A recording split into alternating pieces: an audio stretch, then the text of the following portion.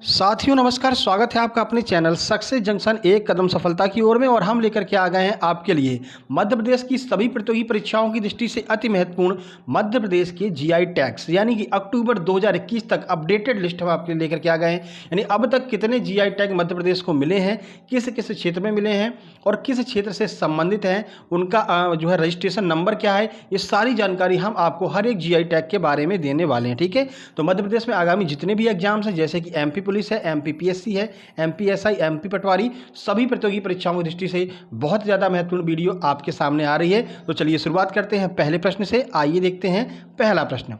मध्य प्रदेश में अब तक कुल कितने उत्पादों को जीआई टैग दिया जा चुका है, यानी कि अक्टूबर 2021 तक कुल कितने उत्पादों को मध्य प्रदेश के जीआई टैग दिया जा चुका है? 10, 12, 13 या फिर 11? आइए आंसर देखते हैं।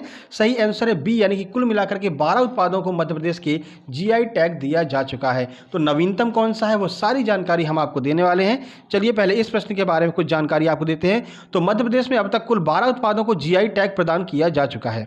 यह जीआई टैग हस्तशिल्प उत्पाद, कृषि उत्पाद एवं खाद्य सामग्री उत्पाद में दिया जाता है। तो 3 क्षेत्र में यहाँ पर जीआई टैग दिया जाता है, हस्तशिल्प में, कृषि उत्पाद एवं खाद्य सामग्री में। प्रश्न आपके एमपीपीएससी में बनेगा, इनमें से किस उत्पाद में मध्य प्रदेश को जीआई टैग नहीं दिया गया है? ये 3 आपको दिए रहेंगे और चौथा कुछ अलग से ऑप्शन दिया रहेगा, जो अलग से होगा वो आपका आंसर होगा। ठीक है, चलिए बता देते हैं कि किस क्षेत्र में कितने जीआई टैग दिए जा चुके हैं। तो हस्तशिल्प उत्पादों में मध्य प्रदेश को 8, कृषि उत्पाद में 2 और खाद्य सामग्री में 2 उत्पादों में जो है जीआई टैग मध्य प्रदेश को दिया जा चुका है। नवीनतम उत्पाद कौन सा है? तो चिन्नौर चावल है, जिसे 15 अक्टूबर 2021 को जीआई टैग प्रदान किया गया है मध्य प्रदेश के चिन्नौर चावल को। ठीक है, तो चलिए शुरुआत करते हैं नवीनतम से लेकर के। तो पहला प्रश्न देखिए, मध्य प्रदेश के चिन्नौर चावल को 15 अक्टूबर 2021 को जीआई टैग प्रदान किया गया, यह किस जिले से संबंधित है? मुरैना, भिंड, बालाघाट या फिर कटनी? चलिए आंसर देख लेते हैं। सही आंसर है सी, यानी कि मध्य प्रदेश के बालाघाट जिले से संबंधित है चिन्नौर चावल, जिसे अभी हाल ही में जीआई टैग दिया गया है 15 अक्टूबर 2021 को। और ये चिन्नौर चावल आपको यहाँ पर दिखाई दे रहा है। चलिए इस प्रश्न के बारे में कुछ जानकारी। तो मध्य प्रदेश के बालाघाट जिले के चिन्नौर चावल को 15 अक्टूबर 2021 को जीआई टैग प्रदान किया गया। चिन्नौर चावल अपनी महक और मीठे स्वाद की वजह से विश्व भर में प्रसिद्ध है। यह जीआई टैग कृषि क्षेत्र से संबंधित है। तो याद रखिएगा, जीआई टैग ये चिन्नौर चावल वाला किससे है? तो कृषि क्षेत्र यानी कि एग्रीकल्चर से संबंधित है चिन्नौर चावल का जो जीआई टैग दिया गया है मध्य प्रदेश का। और नवीनतम जीआई टैग पूछा जाएगा तो भी आप आंसर लगाएंगे मध्य प्रदेश का नवीनतम जीआई टैग चिन्नौर का चावल है। कहां पर पाया जाता है? बालाघाट में। चलिए आगे बढ़ते हैं और अगला प्रश्न देखते हैं। मध्य प्रदेश के किस प्रिंट को जीआई टैग प्रदान किया गया है? बाघ प्रिंट, ईगा प्रिंट, कायथा प्रिंट या फिर इनमें से कोई नहीं? आंसर देख लेते हैं। सही आंसर है ए, यानी कि मध्य प्रदेश के बाघ प्रिंट को जीआई टैग प्रदान किया गया है। अब ये बाघ प्रिंट किस क्षेत्र में पाई जाती है, कहां पर पाई जाती है, आवेदन क्रमांक क्या है? चलिए पूरी जानकारी आपको देते हैं। तो बाघ प्रिंट इसका नाम है, आवेदन संख्या है 98। क्योंकि अब एमपीपीएससी काफ़ी डीपली क्वेश्चन पूछने लगा है भाई। एमपीपीएससी बोलता है हमको फुल इज्जत चाहिए। ठीक है, 2020 वाले एग्जाम ने आपको बता दिया होगा कि किस तरह से प्रश्न अब आपके एग्जाम में आने वाले हैं। तो आपको डीप जानकारी होनी चाहिए। ठीक है, क्योंकि अब 1, 2, 3 कथन वाले प्रश्न भी आएंगे। तो ये कथन वाले प्रश्न भी आप तभी सॉल्व कर सकते हैं जब काफ़ी डीपली आपको नॉलेज होगी। तो देखिए, बाघ प्रिंट की आवेदन संख्या 98 है। क्षेत्र क्या है? तो हस्तशिल्प क्षेत्र से संबंधित है। भौगोलिक क्षेत्र क्या है? तो मध्य प्रदेश का धार जिला। ठीक है, तो भौगोलिक क्षेत्र पूछा जाए तो मध्य प्रदेश के धार जिले में बाघ प्रिंट पाई जाती है। ठीक है, प्रमाण पत्र दिनांक क्या है, यानी प्रमाण पत्र कब इसको मिला? तो 10 जुलाई 2008 को प्रमाण पत्र मिला है। और वैधता कब तक है? तो 12 जून 2027 तक बाघ प्रिंट को वैधता प्रदान की गई है। ठीक है, चलिए उम्मीद करते हैं पूरी चीज़ें आपको समझ में आ रही होंगी। अगर वीडियो पसंद आ रहा हो, आपके लिए इन्फॉर्मेटिव लग रहा हो, तो मेरे भाई वीडियो को लाइक कर दीजिएगा, अभी लाइक कर दीजिए और अपने दोस्तों के पास जरूर शेयर कर दीजिएगा। चलिए अगला प्रश्न देखते हैं। मध्य प्रदेश के किस जिले की बेल मेटल वेयर, जिसे बेल धातु के बर्तन कहते हैं, को जीआई टैग प्रदान किया गया? तो किस जिले के बेल धातु के बर्तन को जीआई टैग प्रदान किया गया है मध्य प्रदेश में? दतिया, टीकमगढ़, रतलाम या फिर ए और बी दोनों? आइए आंसर देखते हैं। सही आंसर है डी, यानी कि ए और बी दोनों। ये जो बेल धातु के बर्तन हैं वे दतिया और टीकमगढ़ जिले में पाए जाते हैं। चलिए कुछ जानकारी आपको देते हैं। देखिए, तो इनकी आवेदन संख्या क्या है? तो 102 नंबर इनकी आवेदन संख्या है। क्षेत्र क्या है? तो ये हस्तशिल्प विभाग के मतलब हस्तशिल्प के क्षेत्र से संबंधित हैं। भौगोलिक क्षेत्र क्या है? तो मध्य प्रदेश के दतिया एवं टीकमगढ़ जिले में ये बेल के बर्तन पाए जाते हैं। ठीक है, दिनांक मतलब कि कब इनको प्रमाण पत्र दिया गया? तो 10 जून 2008 को इनको प्रमाण पत्र प्रदान किया गया। वैधता कब तक है? तो 4 जून 2027 तक बेल के बर्तनों को वैधता प्रदान की गई है। क्षेत्र याद रखिएगा, भौगोलिक क्षेत्र क्या है? मध्य प्रदेश के दतिया एवं टीकमगढ़ जिले। ठीक है, चलिए आगे बढ़ते हैं। अगला प्रश्न है, मध्य प्रदेश के किस जिले के चमड़े के खिलौनों को जीआई टैग दिया गया है? ग्वालियर, होशंगाबाद, इंदौर या फिर झाबुआ? चलिए आंसर देख लेते हैं। सही आंसर है सी, यानी कि मध्य प्रदेश के इंदौर जिले के चमड़े के खिलौनों को जीआई टैग प्रदान किया गया है। चलिए कुछ जानकारी आपको देते हैं।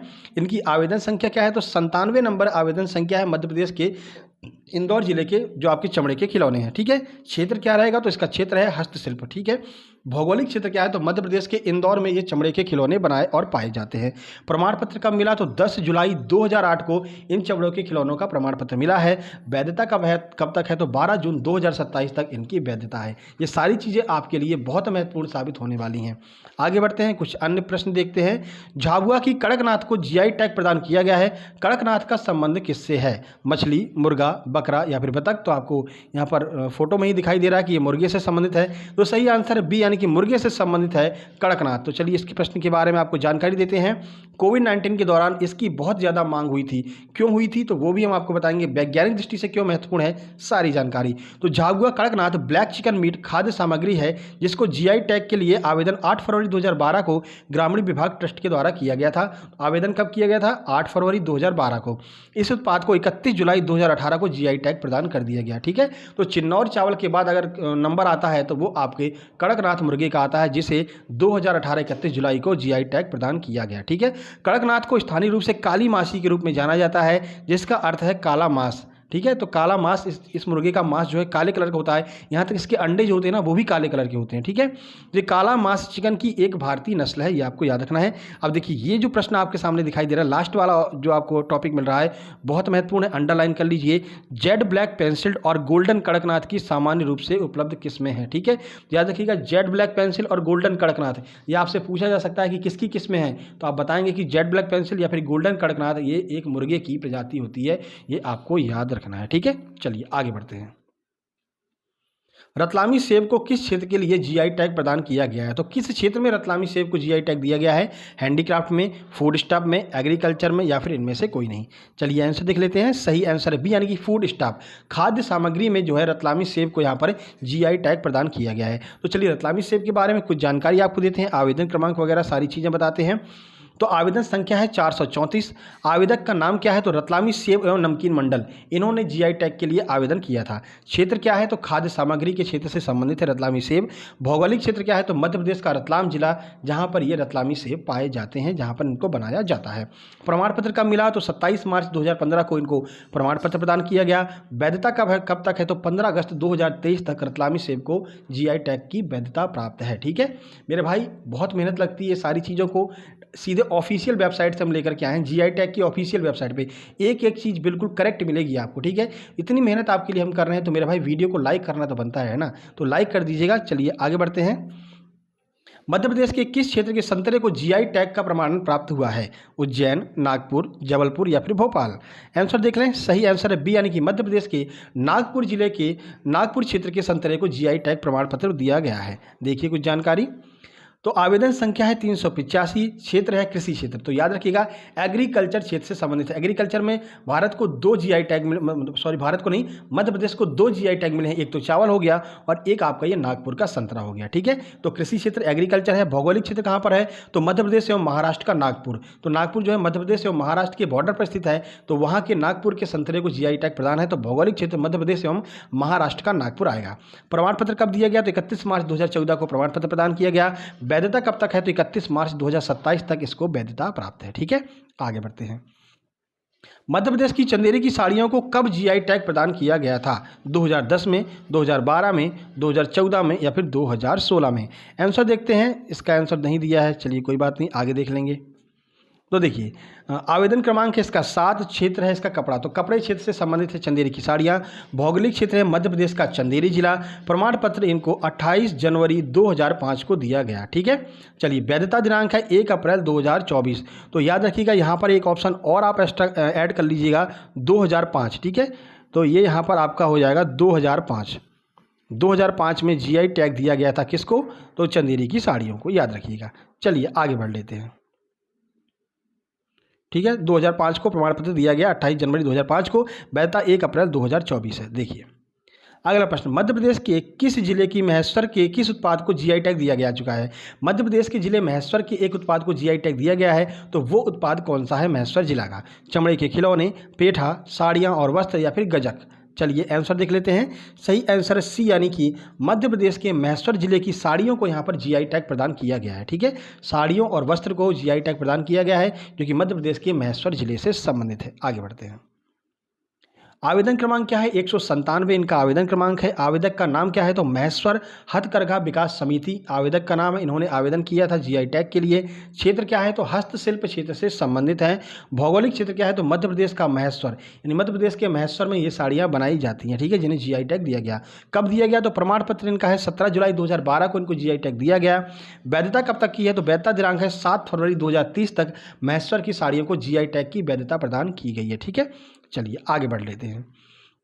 अगला प्रश्न है, इंदौर के खिलौनों के लोगों को किस क्षेत्र के लिए जीआई टैग प्रदान किया गया है? तो इंदौर, पहली बात तो हमने आपको बताया था, इंदौर के खिलौनों को ही दिया गया है जीआई टैग हस्तशिल्प विभाग में। ठीक है, अब इंदौर के खिलौने के लिए जो लोगो बनाया गया है उसको भी जीआई टैग दिया गया है। वो लोगो आपको यहाँ पर दिखाई दे रहा है। तो किस क्षेत्र से संबंधित है वो पूछा जा रहा है। कृषि क्षेत्र, हस्तशिल्प, खाद्य उत्पादन या फिर इनमें से कोई नहीं? आंसर देख लेते हैं। सही आंसर है बी, यानी कि हस्तशिल्प क्षेत्र से संबंधित है इंदौर के खिलौने का लोगो, जिसे जीआई टैग दिया गया है और ये लोगो आपको यहाँ पर दिखाई दे रहा है। ठीक है, चलिए आगे बढ़ते हैं। आवेदन संख्या क्या रही है? तो आवेदन संख्या है 399। क्षेत्र क्या है? तो हस्तशिल्प क्षेत्र है। भौगोलिक क्षेत्र क्या है? तो मध्य प्रदेश का इंदौर जो है वो भौगोलिक क्षेत्र रहेगा। ठीक है, प्रमाण पत्र का दिनांक क्या है? तो 25 मार्च 2015 को प्रमाण पत्र प्रदान किया गया। वैधता दिनांक क्या है? तो 28 जनवरी 2023 इसकी वैधता है। ठीक है, तो 2023 तक इसको वैधता दी गई है। आगे बढ़ते हैं। दतिया टीकमगढ़ की बेल धातु के बर्तनों के लोगों को कब जीआई टैग प्रदान किया गया? ठीक है, तो दतिया और टीकमगढ़ का जिला जो है उसके बेल के बर्तनों को तो जीआई टैग दिया गया है, लेकिन उसके लिए बनाए गए लोगों को भी जीआई टैग दिया है। तो वो लोगो आपको यहाँ पर दिखाई दे रहा है। कब दिया गया यह पूछा जा रहा है? 2012, 2013, 2014 या फिर 2015? आइए आंसर देखते हैं। सही आंसर है बी, यानी कि 2013 में इसके लोगों को जो है जीआई टैग प्रदान किया गया था। देखिए, आवेदन संख्या है 505। क्षेत्र है हस्तशिल्प क्षेत्र से। भौगोलिक क्षेत्र है मध्य प्रदेश का दतिया एवं टीकमगढ़ जिला। प्रमाण पत्र कब दिया गया? तो 31 मार्च 2016 को प्रमाण पत्र दिया गया था। वैधता दिनांक कब तक है? तो वैधता दिनांक है 7 जनवरी 2025 तक इसको वैधता प्राप्त है। ठीक है, आगे बढ़ते हैं। 2013 में अप्लाई किया गया था, 2016 में इसको जीआई टैग दे दिया गया। ये आपको याद रखना है। देखिए, मध्य प्रदेश के किस जिले की मिठाई गजक प्रसिद्ध है? ये आपको कमेंट बॉक्स में कमेंट करना है। इसका आंसर आपको बताना है कि मध्य प्रदेश के किस जिले की मिठाई गजक जो है वो प्रसिद्ध है। हालांकि जीआई टैग अभी नहीं मिला है, लेकिन प्रसिद्ध जरूर है। वीडियो पसंद आया वीडियो को लाइक कीजिए, दोस्तों के पास शेयर कीजिए। चैनल पर पहली बार आए तो सब्सक्राइब करके नोटिफिकेशन बेल जरूर दबा लीजिएगा। और इस वीडियो की पीडीएफ प्राप्त करने के लिए हमारे टेलीग्राम चैनल सक्सेस जंक्शन को जरूर ज्वाइन कर लीजिएगा। और अब आपके लिए रेगुलर बेस पर एमपीपीएससी का बहुत जल्द ही प्री आने वाला है। जब भी आए आपको तो तैयारी करते रहना, ठीक है ना। तो उसके लिए हम प्रैक्टिस सेट स्टार्ट करने वाले हैं। कल आपको जो है आधुनिक इतिहास का, मध्यकालीन इतिहास का प्रैक्टिस सेट देखने को मिल जाएगा। ठीक है, कल या फिर आज शाम को 4 बजे जब भी आपको अपडेट मिलती रहेगी। उसके बाद में इकोनॉमिक्स का प्रैक्टिस सेट, फिर भूगोल का प्रैक्टिस सेट, वापस से उसके बाद में पॉलिटी का प्रैक्टिस सेट। अब लगातार आपको प्रैक्टिस सेट मिलने चालू हो जाएंगे, क्योंकि एमपी पुलिस का भी एग्जाम आने वाला है। ठीक है, बाकी ये वीडियो पसंद आया तो लाइक मेरे भाई जरूर कर दीजिएगा। बहुत मेहनत लग जाती है चीज़ों को सर्च करने में। जल्दी मिलते हैं एक नई वीडियो में, तब तक के लिए नमस्कार, धन्यवाद।